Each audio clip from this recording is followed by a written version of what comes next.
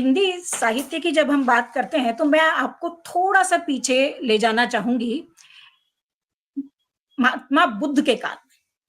महात्मा बुद्ध के काल में उनके समय में ही जो बौद्ध भिक्षुणियाँ थीं, उन्होंने अपने दुःख, यातना, तकलीफ जो थी, वो थेरी गाथाओं में लिखी थी। तो इसका ज़िक्र किसी ने नहीं किया तो मैंने सोचा ये ज़िक्र भी आना चाहिए कि हम बुद्ध के काल में पहुँच के इस बात को समझें कि उस काल की स्त्री भी इतनी सशक्त थी कि वो उस सब को लिख सकी, लिपिबद्ध कर सकी। पर उसके बाद मुझसे पूर्व वक्ताओं ने जैसे भक्ति काल का उल्लेख किया, मीराबाई का उल्लेख किया। मीराबाई के साथ-साथ 2 नाम और आते हैं ज़्यादा जो महत्वपूर्ण हैं, सहजोबाई और दयाबाई। और इसके अतिरिक्त जो नाम आता है वो है कश्मीर की ललदेव या लल्लेश्वरी का।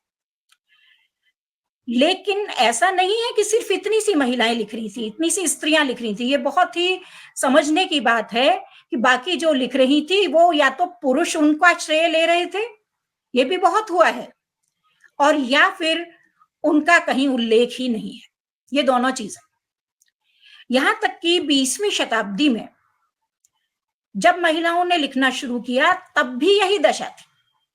यानी आप देखिए भक्ति काल से 20वीं शताब्दी में कोई परिवर्तन महिलाओं की भूमिका में नहीं आया था। और 20वीं शताब्दी में के काफी बाद में 70 या 80 के दशक में जयपुर की एक महिला लेखिका है जिनकी फॉर्मल एजुकेशन कुछ नहीं है, उनको मैं व्यक्तिगत रूप से जानती हूँ। उनको इतना अधिकार नहीं था कि वो अपने नाम से छपने के लिए भेज सके। तो हम जानते ही क्या है लेखिकाओं के बारे में, हम तो सिर्फ उन्हें ही जानते हैं जो छप गई हैं, जो बड़ी बन गई हैं। कितनी महिलाओं ने अपनी डायरी में लिखा होगा जो किसी ने फाड़ दी होगी और जो कभी नहीं छपा। तो वो सब भी लेखिकाएं थीं, अभिव्यक्ति में सफल थीं, लेकिन प्रकाशित नहीं हो पाया उनका जो भी कुछ था। इसके बाद अगर हम आज की बात करें, आज के संदर्भ में देखें, तो एक बहुत साधारण शब्दों में मैं ये कहना चाहूंगी कि जाके पैर ना फटी बिवाई सो क्या जाने पीर पर आई। तो पुरुष लेखन चाहे कितना भी संवेदनशील क्यों ना रहा हो, लेकिन महिला की बराबरी नहीं कर सकता, क्योंकि बिवाई उसके पैर में फटती है। जो शोषण, जो अत्याचार, जो यातना उसने झेला है, जो उसका भोगा हुआ यथार्थ है, उस यथार्थ को वही लिख सकती है, इसमें कोई दो राय नहीं हो सकती। जो बात दलित लेखक लिख सकते हैं मुर्दैया में, जूठन में, वो हम नहीं लिख सकते। हम संवेदना के नाते उनकी बात कह सकते हैं, लेकिन जो दर्द उनके दिल में होगा वो हमारे दिल में होना बहुत कठिन है। तो वही बात स्त्री और पुरुष लेखन की मैं मानती हूँ। आप लोगों का अलग हो सकता है मत, लेकिन मैं ऐसा मानती हूँ। तो स्त्री लेखन ने हिंदी में क्या विशेष काम किया? स्त्री को दोयम दर्जे का माना जाता था, स्त्री को हाशिए पर जगह दी गई थी, स्त्री को केंद्र में लाना था। उस केंद्र में लाने का काम किसने किया? स्त्री लेखिकाओं ने किया। स्त्री की स्वतंत्रता, उसकी समानता, उसके लिए न्याय और उसको भी एक मानव के रूप में स्थापित करने का कार्य स्त्री लेखिकाओं ने किया, महिला लेखिकाओं ने किया। और मैं अभी सिर्फ हिंदी के संदर्भ में बात कर रही हूं, और वो भी मैं आपको केवल कुछ उदाहरण देके बताऊंगी, क्योंकि इतनी सारी लेखिकाएं हैं कि हम सबको तो स्पर्श करना असंभव है। इसलिए कुछ जो हम प्रमुख लोगों को जानते हैं उनके माध्यम से ही सिर्फ मैं अपनी बात कहने का प्रयास करूं। तो जब हम 20वीं शताब्दी की बात करते हैं तो हम ये देखते हैं कि जैसा उदाहरण दिया सुषमा रजनीश जी ने, श्रृंखला की कड़ियां अगर आप लोगों ने नहीं पढ़ी हैं तो मैं अपनी तरफ से रिकमेंड करती हूं कि इस किताब को जरूर जरूर पढ़ें। मेरे पास वो पुस्तक है, मेरी माँ की पुस्तक है। हो सकेगा तो मैं उसके अंश फेसबुक पर डालूंगी। तो अगर किसी के पास नहीं हो, क्योंकि वो तो किताब आउट ऑफ प्रिंट है, जो मेरे पास है वो तो, लेकिन उसे पढ़े बिना हम समझ नहीं सकते। तो उसे पढ़ना बहुत बहुत जरूरी। उसको पढ़ने से हमें यह पता चलता है कि महादेवी वर्मा जो एक भावुक हृदय वाली कविताएं लिखती थी, नीर भरी दुख की बदली, वो उनकी सोच यहीं तक सीमित नहीं थी। श्रृंखला की कड़ियां में उन्होंने किस तरह से ये महिला की जो स्थिति है, सीता को, द्रौपदी को, सब पर उन्होंने लिखा है, एक नए नजरिए से, एक नए एंगल से लिखा है। और इससे हमें ये पता चलता है कि वे अपने समय से कितनी कितनी आगे थी, जो सोच नहीं सकता था कोई, वहां वो पहुंच चुकी थी। बल्कि मैं ये कहूंगी कि जहां हम सब लोग आज भी नहीं पहुंचे हैं, वो वैचारिक स्तर पर वहां पर पहुंच चुकी थी। तो ऐसे लोगों ने नींव डाली है हिंदी में महिलाओं के लेखन की।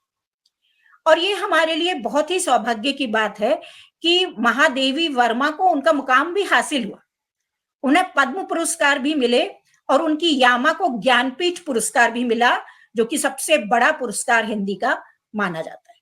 बाकी तो ढेरों पुरस्कार मिले होंगे, उनकी तो क्या गिनती करना ऐसे लोगों के लिए, लेकिन ज्ञानपीठ भी उनको मिला और वो प्रथम महिला थी, हिंदी की प्रथम लेखिका थी जिन्हें की ज्ञानपीठ पुरस्कार प्राप्त हुआ। तो महादेवी वर्मा और सुभद्रा कुमारी चौहान का भी नाम लिया गया। सुभद्रा कुमारी चौहान ने अनेक कहानियां लिखी हैं, मुझे तो पता भी नहीं था पहले, यूट्यूब पर मैंने जब सुनना शुरू किया तो उनकी अनेक कहानियां यूट्यूब पर आपको मिल जाएंगी। तो बहुत कहानियां लिखी हैं और बहुत अच्छी कहानियां, उन्होंने उनकी कहानियां भी समय से आगे।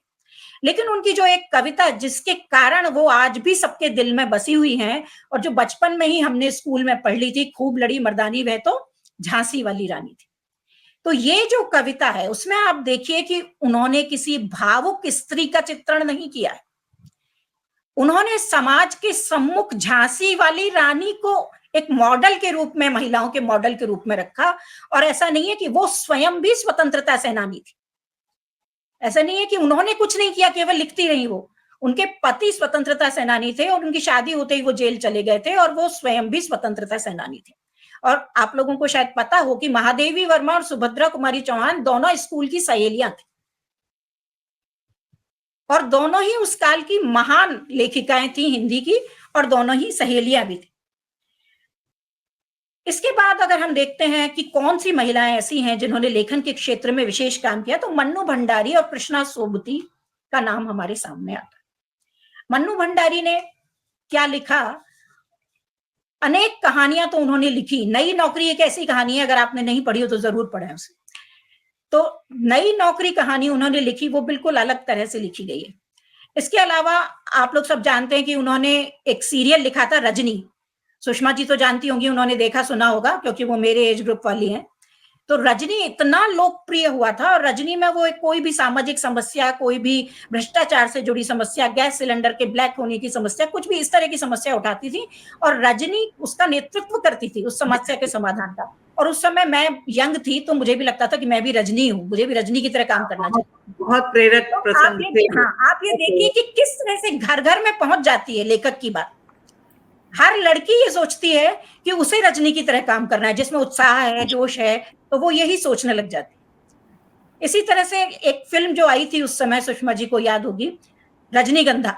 रजनीगंधा मन्नू भंडारी की कहानी यही सच है पर आधारित है। यही सच। उसकी विशेषता क्या है? उसकी विशेषता यह है कि वो लड़की जो है वो गाय नहीं है कि उसको जिस खूंटे से बांधा जाएगा बंध जाएगी। वो स्वयं निर्णय लेती है। दो लड़कों में उसको कंफ्यूजन हो रहा है, लेकिन वो स्वयं निर्णय लेती है उस बंध से निकल करके। कोई उस पर वो आरोपित नहीं करता, थोपता नहीं है। तो महिला लेखन का एक ये भी बहुत बड़ा योगदान है कि एक लड़की अपने लिए, एक महिला अपने लिए निर्णय लेने के लिए स्वतंत्र है, उस पर किसी को भी अपना निर्णय आरोपित करने का अधिकार नहीं है। तो ये एक बहुत ही बड़ी बात है। कृष्णा सोबती ने जिस तरह का लिखा है, उन्होंने स्त्री के अनछुए पक्षों को लिखा जिन पर पहले किसी ने कलम चलाने का साहस नहीं किया था। और इस तरह से उन्होंने जो मित्रों मरजानी लिखी उस पर उनकी आलोचना भी हुई और ये बहुत दुस्साहसिक कदम माना गया जो उन्होंने लिखा था। और बाद में कृष्णा सोबती को भी ज्ञानपीठ पुरस्कार उनकी जिंदगी नामा पर दिया गया। तो इस तरह से ये दो ही लेखिकाएं हैं जिनको कि ज्ञानपीठ पुरस्कार मिला है। मन्नू भंडारी के अगर उपन्यास का, आपका बंटी का जिक्र नहीं किया जाए तो बात अधूरी रहेगी। तो मन्नू भंडारी का जो ये है, इसमें बच्चे का तो है ही फोकस, बच्चे पर तो है ही, उसकी सब बात करते हैं, लेकिन जो बच्चे की माँ है शकुन, उसका जिस तरह से चरित्र बताया गया है, जिस तरह वो फंसी हुई है, पहली शादी, तलाक, दूसरी शादी, बच्चा है, बच्चे को चुने कि पति को चुने, पति के प्रति कर्तव्य निभाती है तो बच्चा नेग्लेक्टेड रह जाता है, बच्चे के प्रति निभाती है तो पति नेग्लेक्टेड रह जाता है, उसका जो द्वंद्व है, उसका जो उलझने हैं, उसका जो संघर्ष है, वो सब कुछ इसमें दिखाया गया। तो ये बहुत ही महत्वपूर्ण बात है। इसी संदर्भ में एक बात और मैं कहना चाहूंगी कि अक्सर महिला लेखिकाओं पर यह आरोप लगाया जाता है कि वो केवल घर परिवार की बात लिखती घर हैं, परिवार की बात करते हैं। केवल अपना भोगा हुआ यथार्थ लिखती हैं, केवल शोषण की बात करती हैं, अत्याचार की बात करती हैं। ये एक बहुत बड़ा आरोप लगाया जाता है।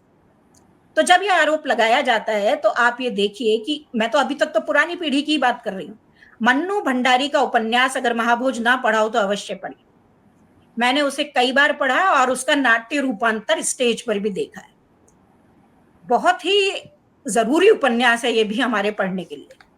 इसमें वो बताती हैं कि किस तरह से राजनीति कितनी घिनौने चेहरे हैं राजनीति के, और उन्होंने इतनी राजनीतिक सूझबूझ से और राजनीति की इतनी गहरी समझ के साथ ये लिखा है कि कोई आरोप नहीं लगा सकता कि पुरानी पीढ़ी की जो महिला लेखिकाएं थीं उनका फलक बहुत ही सीमित और संकीर्ण था।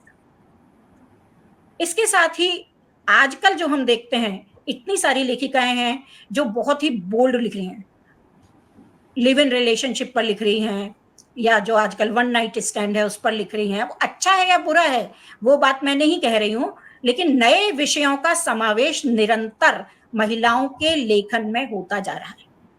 और पुरानी पीढ़ी की अगर हम बात करें तो मृदुला गर्ग का कठगुलाब या चित्तकोबरा बहुत ही बोल्ड लेखन का उदाहरण। तो इसके अलावा भी हम ये पाते हैं कि जो लेखिकाएं हैं वो जो समाज के जो पुराने मानदंड हैं उनको तोड़ रही हैं और समाज के लिए नए मानदंड गढ़ रही हैं।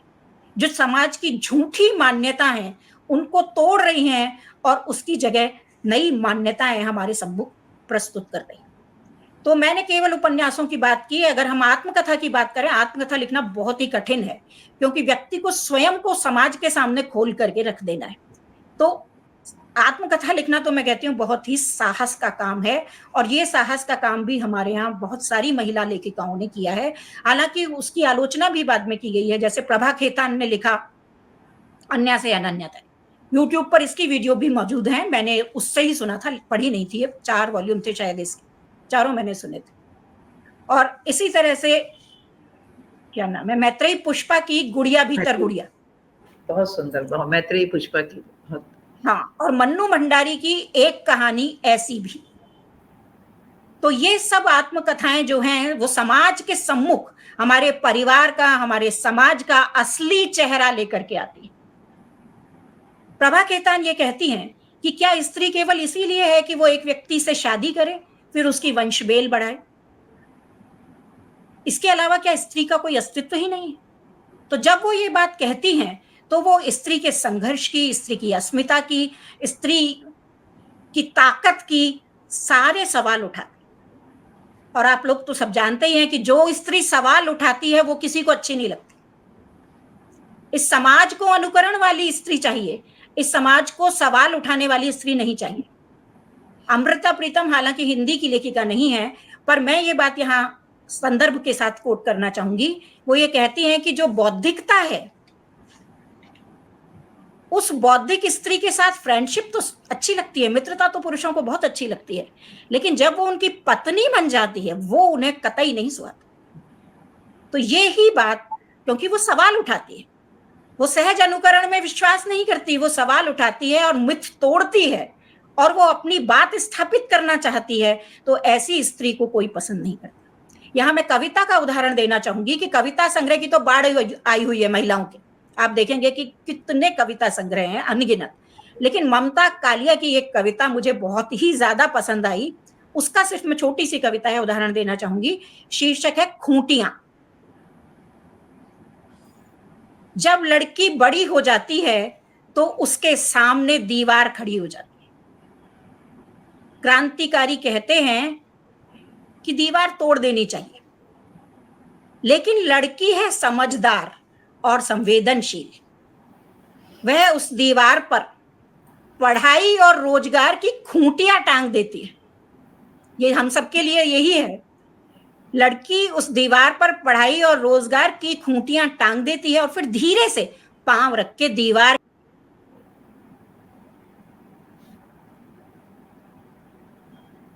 तो ये वाकई में महिला लेखन है जो कि एकदम क्रांति से नहीं, शांति से बात करता है और धीरे धीरे महिलाओं की समस्याओं को समाधान प्रस्तुत करता है, एक नया रूप प्रस्तुत करता है। और मैं समझती हूँ कि महिला लेखन बहुत बहुत ज्यादा हो रहा है।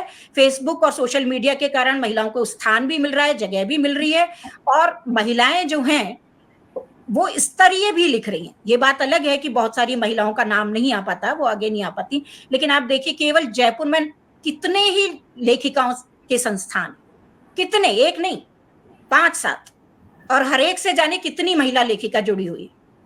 और वो अच्छी महिला लेखिका नहीं होंगी तो वो पाठिका तो है ही है, पाठक तो बहुत अच्छी। तो महिलाओं का हिंदी के लिए जो योगदान है वो इतना अधिक हो चुका है कि अब उसकी उपेक्षा नहीं की जा सकती। बल्कि सच पूछा जाए तो मैं तो ये कहती हूँ कि अब पुरुष लेखक कम है, महिला लेखिका बहुत ज्यादा है।